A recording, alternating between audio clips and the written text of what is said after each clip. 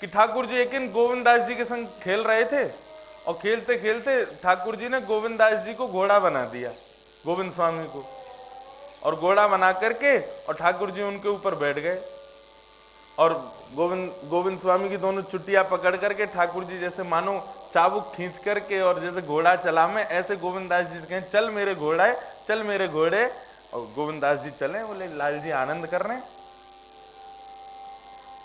चलते चलते चलते चलते बंधुओं, अन्यथा मत लेना इस कथा को, गोविंद स्वामी जी को लघु शंका लगी और उन्होंने ठाकुर जी से निवेदन किया, जय जय न उतरो। लाल जी बोले काई को उतरे? अरे मुझको बहुत जोर से शंका लगी है, मुझको शंका के काज निवृत्त तैरने जानो है। ठाकुर जी बोले बाबड़े, घोड़ा कभी ऊपर बैठे वाले थे कहे कि उतर जाओ, मुझको शंका के काज जानो है। घोड़ा को लघु शंका लगे तो वो ऊपर से कहवे थोड़ी है, वो तो कर ही दे। और यदि तू या भाव में है ही ना है कि मैं तेरे ऊपर बैठा हूं, तू मेरा घोड़ा है, तो फिर या भाव तू यहीं खत्म कर। लेकिन अगर तू या भाव में है तो या में ये भाव मतलब है कि तू मानव है। और गोविंद स्वामी जी ने विचार नहीं किया, ठाकुर जी ऊपर बैठे हैं और निवृत्त हो गए। और किसी ने ये दृश्य देख लिया और जाकर के गोसाई श्री विठलनाथ जी से शिकायत कर दी। बोले आज गोविंद स्वामी जी ने बहुत बड़ा अपराध किया है, हमको देख करके बिल्कुल उनके प्रति अश्रद्धा हो गई है। गोसाई जी बोले क्या किया गोविंद स्वामी ने? बोले ठाकुर जी ऊपर बैठे थे। अच्छा, दर्शनार्थियों को थोड़ी दिखता था कि ठाकुर जी बैठे हैं। सबने कहा, बोले गोविंद स्वामी एक तो घोड़े बने हुए थे और चलते चलते चलते चलते और लघु शंका से निवृत्त हो रहे थे, शंका का समाधान कर रहे थे। गोसाई जी ने कही रुको मैं बताऊंगा। गोविंद स्वामी जैसे ही आए तो गोसाई जी ने खूब फटकारे। बोले तुम आचार विचार का बिल्कुल भी ध्यान नहीं रखते हो, मर्यादाएं सारी भूल गए हो। अरे लाल जी के अंग से भी हो, लाल जी के राग से भी हो, कीर्तनिया हो, तुम लोगों को देखकर के सबको प्रेरणा मिलती है और तुम ही यहां पर तिरस्कार कर रहे हो और मर्यादा का उल्लंघन कर रहे हो। हमारे यहां पर खड़े होकर के शंका का समाधान करने पर भी मना किया जाता है और तुम तो जो है बिल्कुल अलग ही आकृति में शंका का समाधान कर रहे हो। गोविंद स्वामी नेत्रों से नीर बहाने लगे और मुस्कुराते भय बोले गोसाई जी क्षमा करियो, लेकिन वास्तव में सेवा में हतो ठाकुर जी की में। गोविंद स्वामी बोले ऐसी कैसी सेवा? लघु शंका का समाधान तुम सेवा कह रहे हो? गोविंद स्वामी जी मुस्कुरा करके बोले लाल जी पीठ में विराजे भय, और जब पीठ पर सारथी बैठो है और मैं घोड़ा के रूप में हूं, तो वास्तव में ये भाव कैसे भीतर ले आऊं कि मैं एक मानव हूं? मैं तो ले भी आयो, मैंने एक बार कुछ चूक कर दी अपनी सेवा में, लेकिन ठाकुर जी ने चूक नहीं करी।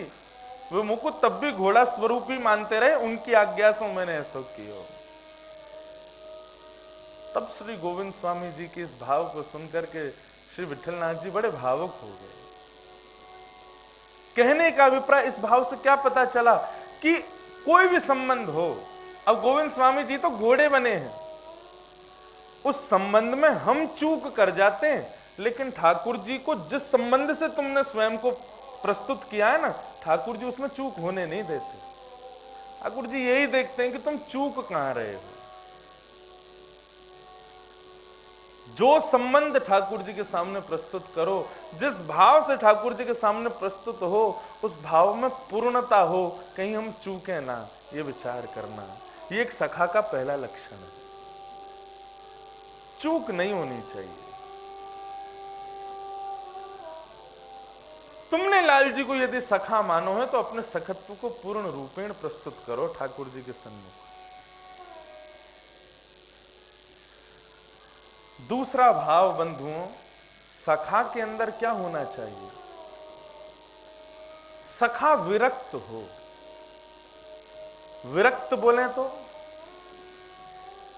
आज के लोग, सांसारिक लोगों से तो हमें कोई मतलब ही नहीं है, कैसे भी रहो, अपने आप में प्रसन्न रहो, हमें उससे कोई दिक्कत नहीं है।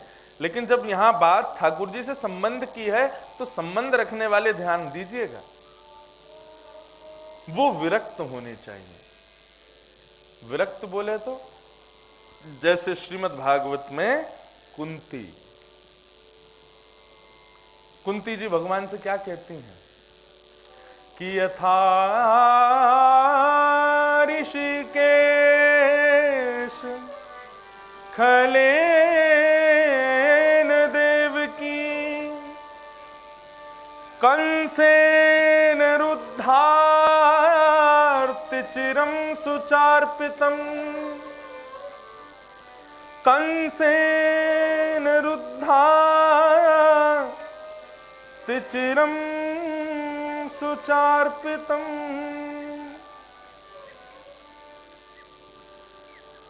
जगत् पवित्रं प्रगणित कहते